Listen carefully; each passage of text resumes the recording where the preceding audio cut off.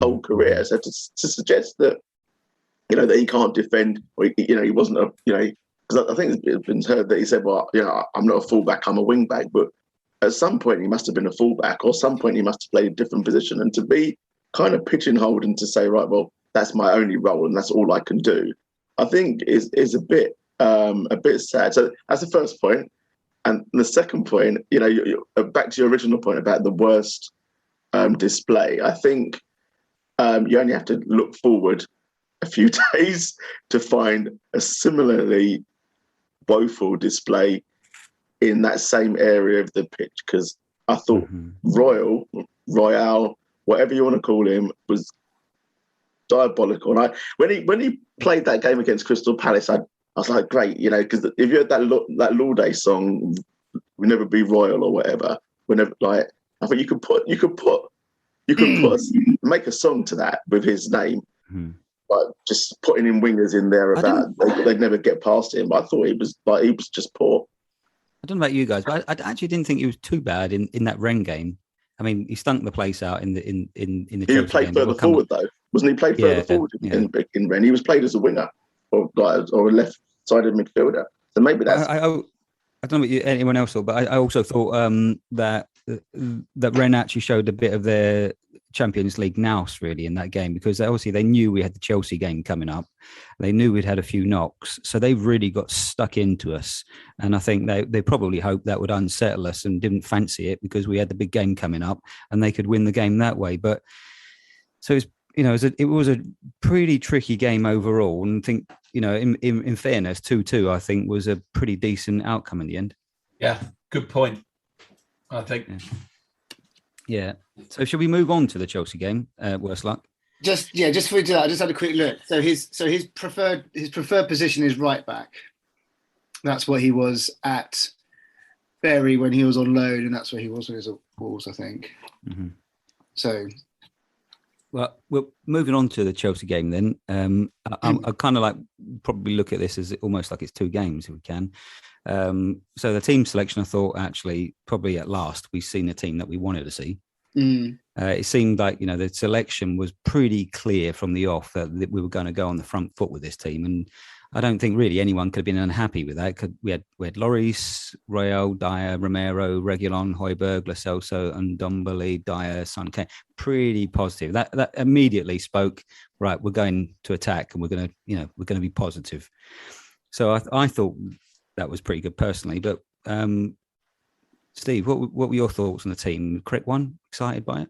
Yeah, I think given the players that are available, you probably say you're probably spot on in terms of in terms of the strength of the players or whatever of the starting 11. I think if he had all the players available, I think probably the only change would be Tanganga in at right back for Royal. But other than that, I thought pretty much spot on. The thing that I think would have surprised most people, including Chelsea, was that Kane was playing off of the left of the front three rather than through the middle of that front three. And but I thought it was good. I think it was we played a high press. We were aggressive in the first half. First 30 minutes, I thought we were really, really good. And it was a good game to watch. And when I was in the queue at half time, I was like a couple of people chatting away and saying how good the performance was.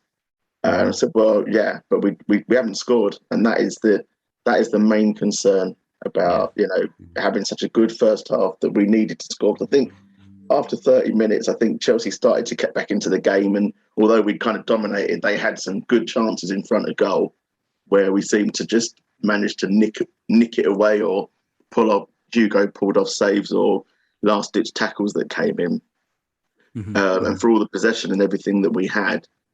We just, we didn't really threaten their goal. So, it kind of looked good, but we flattered to deceive, I think. Yeah. We'll come to that, I think, because that's quite an important point. Theo, when the team news came through, what did you think? Yeah, I thought it was a really encouraging team. We didn't know whether those, the Croatians triumvirate were going to be available. Obviously, that was good news that they were. It looked like an exciting team. It was a bit of a puzzling team because, of course, the week before he'd gone to Crystal Palace away, at which point we were top of the league, clear at the top of the league. Went to Crystal Palace away, who hadn't, I don't think, won at that stage, or certainly weren't playing very well.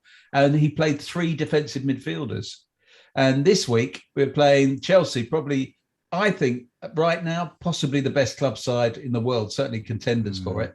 And we played only 1 holding midfielder. It's like saying, I mean, I don't know how to explain that to Højbjerg. Yeah, last week you had 2 mates helping you defend. This week you're doing it on your own, and we're playing Chelsea. It didn't make any sense, but I was glad of it because I think we were all worried that he was just a defensive coach. The other worry, but the worrying thing is he doesn't, at the moment, there doesn't seem to be a pattern or a plan or anything like that. But you can forgive him that a bit because of the injuries and availability of certain players, and also that he's new.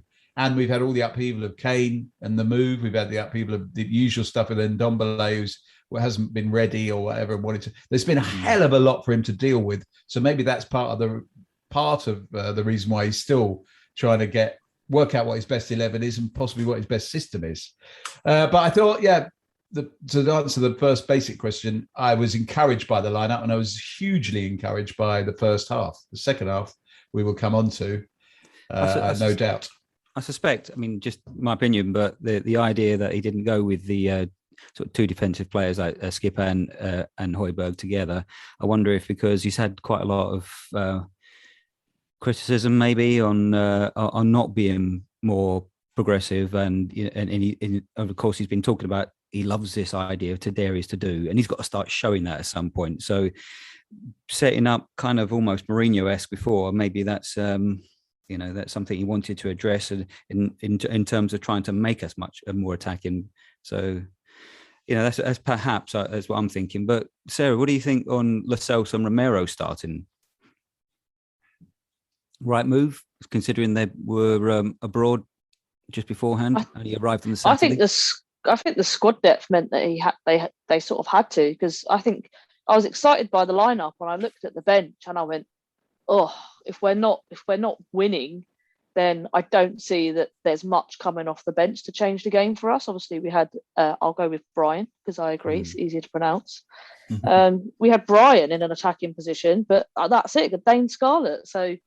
I sort of feel like, if Brian played 90 minutes and he did look like he was running out of steam, and I think he went down with cramp towards the end of the Rennes game, he clearly didn't have the intensity to go again against Chelsea for 60, 70 minutes, and that's probably why he started on the bench. But I think the squad depth was my only thing that I felt when I saw the lineup was a bit. Yeah. I think we'll look at that because that really impacted the second half. But we'll come on to that in a minute, I think. Yeah. Simon, who do you feel in that first half impacted the game the most for you?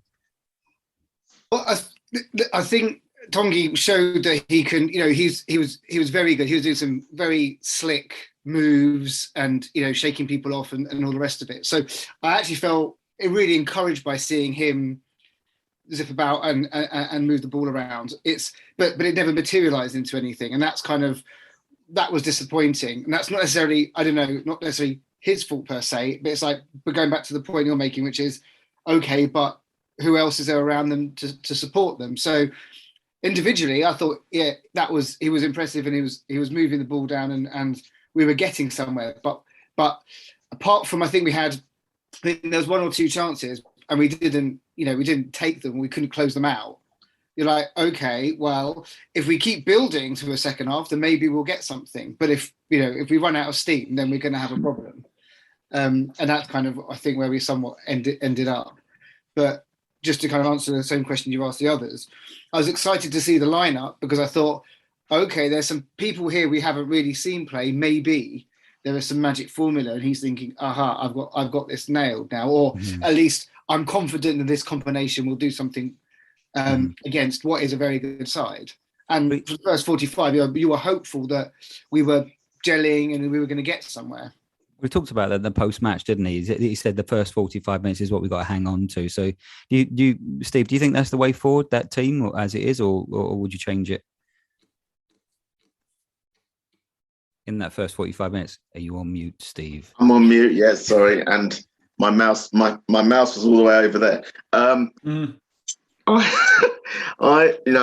As I say, I would bring in Tanganga at right back, and I would probably bring in Mora for Lo Celso, because I think Mora's drive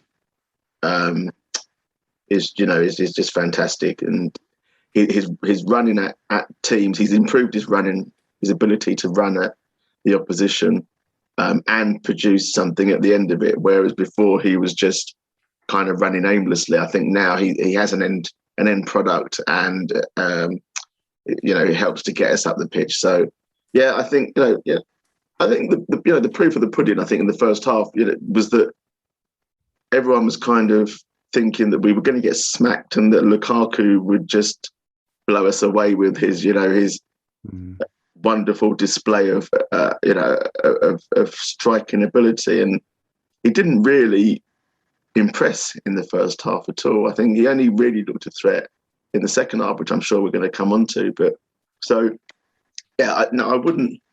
I think that starting lineup, apart from maybe one or two changes, just Tanganga maybe and Mora would do for me. So putting that half aside now, because obviously there were a lot of positives there. I thought obviously one of the key things was, and I think Sarah mentioned it, was the benches of both sides. If you look at those, they had options on the Chelsea bench to change the game, the armoury to change the game, whereas we seem to have just more or less like for likes. And I think when Kante came on, then Havertz, that really did seem to change the game. What happened? What did we run out of confidence or steam, or do you think Tuchel changed the game up somehow? And if so, why couldn't we cope? Going to Theo. Well, I think Chelsea are a much better team than us. That's the first thing. So I think actually the second half was a better reflection of the relative quality of the two teams. And they're a better team, of course, because they got much more money. So they buy more expensive players and pay them more money. And that's a fact. And they are actually, if you look at it, as I said earlier, probably the best team in the world right now. They won the European Cup, and they've added one of the two or three best centre forwards in the world to their team since then. These other players that they brought, a whole load of young players like Havertz, they brought Mount through and stuff like that, and they're only getting better because that's what happens. They're getting more and more used to it. So they are an exceptional team with a top coach. And the surprise in the game was the first half, because in the first half I thought we were better than them, but when the second half happened, it was incredibly disappointing. But if you can I think he looked at it and thought, we're actually losing the midfield somehow. He's probably thinking, how are we losing the midfield to that team? I don't know, but I'm going to bring on one of the best midfielders in the world and thicken up the midfield, and that should sort it out. Presumably he also told them to get their heads together, because they were second to a lot of balls, I thought, in the first half, Chelsea. I've never seen such a dramatic contrast in two halves. And I don't think I've ever seen a manager pull off such a comprehensive turnaround like that. He made one change. It was a pretty bold change to take Mount off. He's like a bit of a darling of the fans and English football generally. But you could see totally the logic of it. Mount was, he was expendable because he was playing in the hole and it wasn't really getting anywhere. You put Kante in, suddenly you've got Jorginho and Kante and Kovacic in there. I mean, no midfield in the world is going to find that easy to play against. And sure enough, they just completely got hold of the game by the scruff of the neck and throttled it. And we were not in it from the first minute. I remember sort of settling into my seat. Before I knew it, they'd had three corners. And I think it was either on the third or the fourth corner that they scored the first goal. The second goal was obviously very, very lucky, because you're always in the game at 1-0. So that was particularly gutting. They do seem to get a bit of luck against us when you think about it over the years. They get a lot of luck. But once that second one had gone in, I mean, even when the first one had gone in, we weren't really in it. When the second one went in, you just thought, we are not in this game at all. And of course, they were demoralised, Tottenham, and they just couldn't make any inroads whatsoever. And, we could have lost 4 or 5. Oh, disappointing to concede a third because it makes the scoreline I suppose that's a bit why embarrassing. But so painful